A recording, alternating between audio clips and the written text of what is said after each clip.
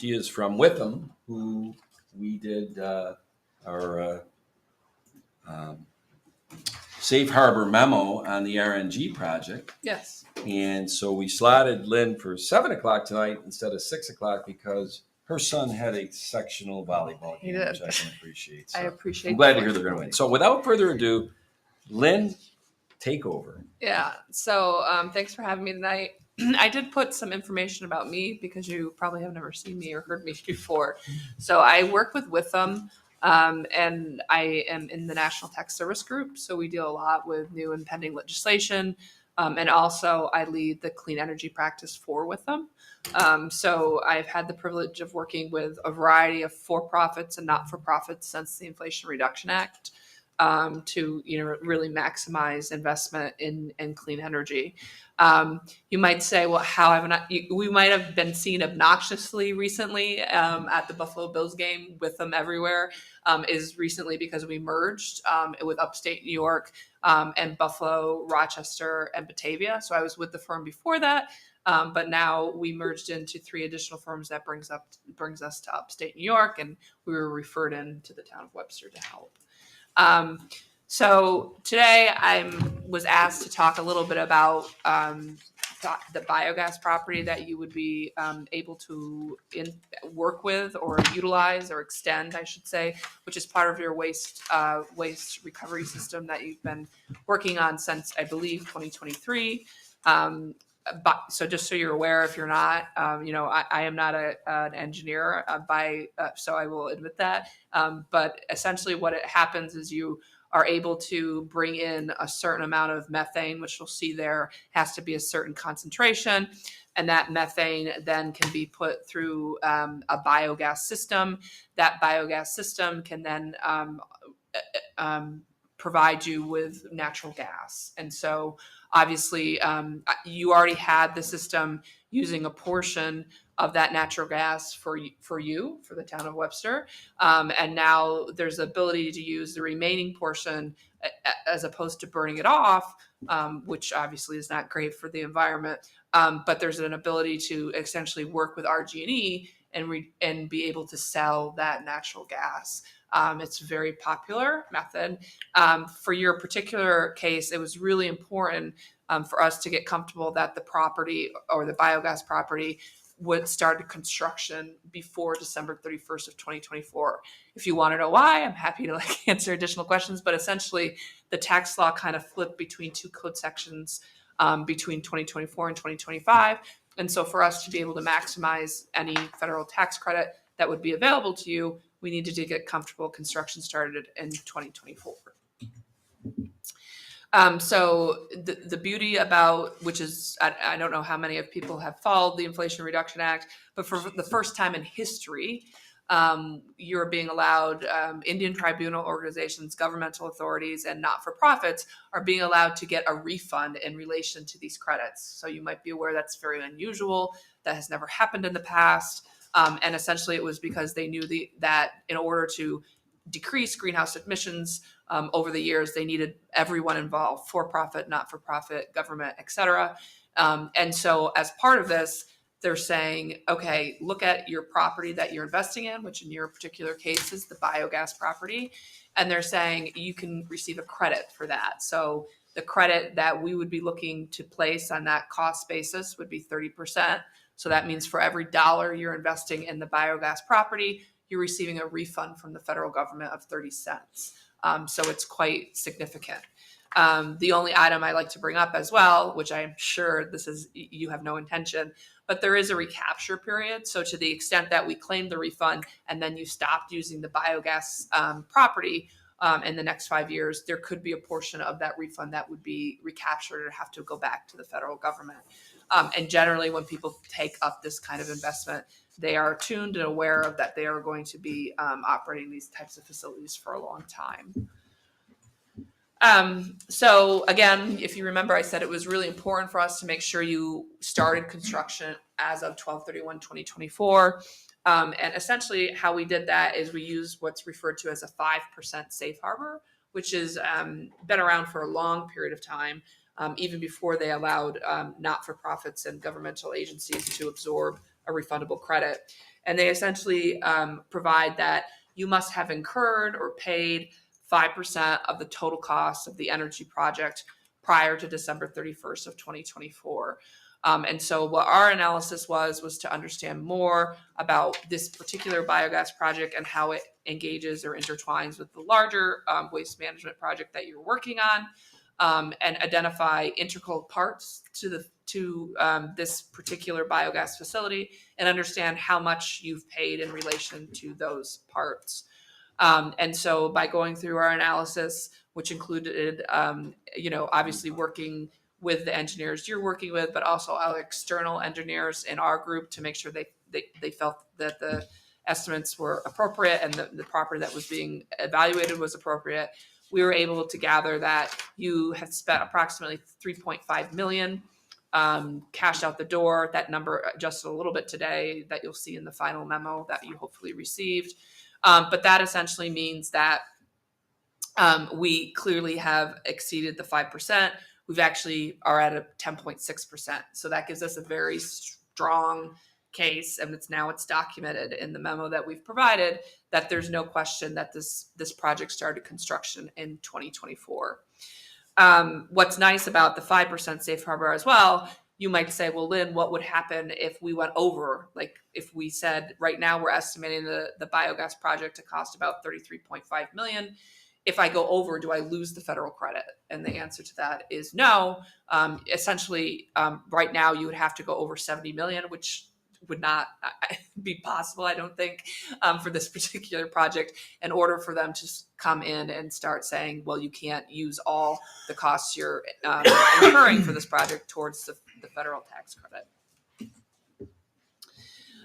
The other item of focus for us was making sure everyone understood that once the 5% safe harbor is met, there's a second requirement, and the requirement is called the continuity requirement. So for example, I can't just spend 5% and then decide in 10 years I'm going to actually work on the project. So the continuity safe harbor, you can either show every year what you've been doing to work towards completion, or there is a safe harbor in the continuity rules which say, okay, as long as you've placed it into service 4 years after you initially started the project. So your external engineer that's helping you, or project manager that's helping you with this project, is Navitas. The contract was signed on June 16th, 2023. So as long as we have the project placed into service as of December 31st of 2027, there's no question that you will meet both the safe harbor test and the continuous work test. And that December 31st, 2027 date was agreed upon. Webster feels very comfortable when I talked with the people here that would be met, as well as this external engineering firm that you're working with. So here you'll see the potential investment and the tax credit range. And so I would say on the right-hand side is where Navitas has said, this is what we think is going to count towards this particular clean energy project, this biogas project. And then here, because I'm an accountant, so I'm conservative. So I put, okay, let's assume we get 80% of what Navitas is estimating.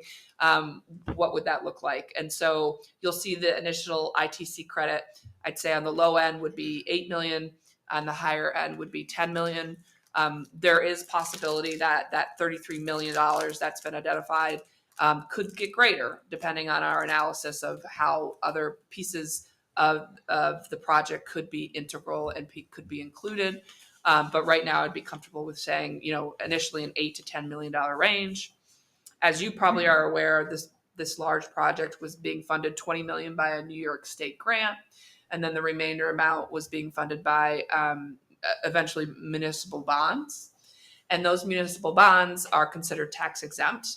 And so there is a haircut. So essentially what the government says is, well, we're already not taxing people on the interest they're earning from the municipal bond. You can't double dip and receive that same benefit on the ITC credit. So the haircut, for example purposes today, we assumed there would be a full 15% haircut. That again would have to be evaluated as to whether potentially any of that $20 million grant received from New York State. And I think there was a little bit, I think $2 million from the American Rescue Plan was used, whether we could allocate some of that to this to reduce that 15%. But most likely you're looking at, in worst case scenario, it can't go above 15%. So that would bring your ultimate ITC credit that we're estimating at this time to be somewhere between, 7 million and 8.5 million. That is generally received when the project goes into service. So, or the energy project. So if they were great and it was really moving quickly and there was no hiccups and it went into service in 2026, then you claim that on your 2026 return. If it goes into service in 2027, you'd claim that on your 2027 return. Something interesting for governments that we've worked with other clients on is generally you've never filed a 990, so you've never set up your taxable year end. So it gives us some flexibility. So if they say to us, well, Lynn, we're going to have the project done in March of 2026 or 2027, then I would say, okay, well, then we're going to lock you into a March 31st year end because it's really not relevant for governments for a tax year end. And so that would be able to file your tax return more quickly and get the refund more quickly instead of waiting until the end of the year to file your tax return. I think that's it. Thank you, Lynn. Any questions for Lynn? So,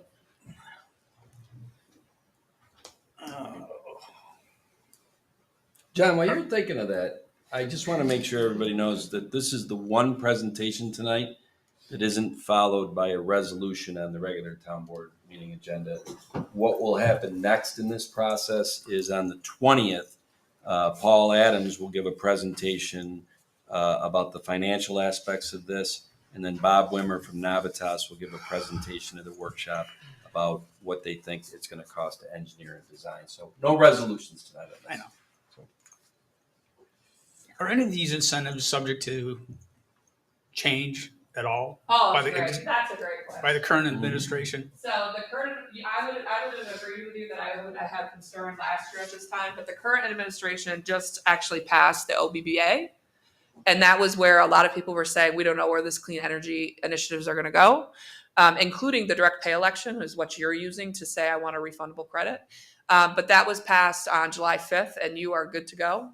It's a clear runway for the next 10 years.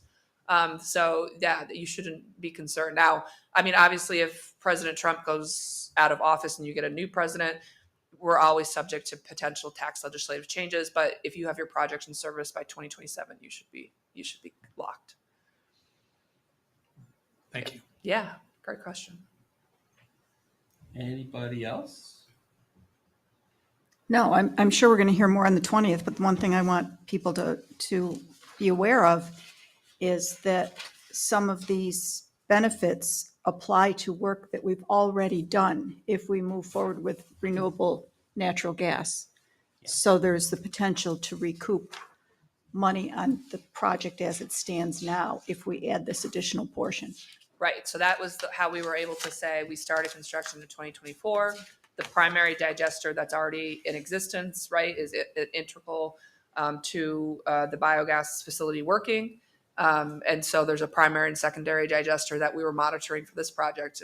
And so the numbers you saw up when we said project cost times 30%, that's not the additional investment. That sounds like Navitas is going to come in and talk to you about what that additional investment might look like. I think Thank the you. additional investment, somebody told me, I think I was talking to Rick or somebody, that was between 6 and 9 million.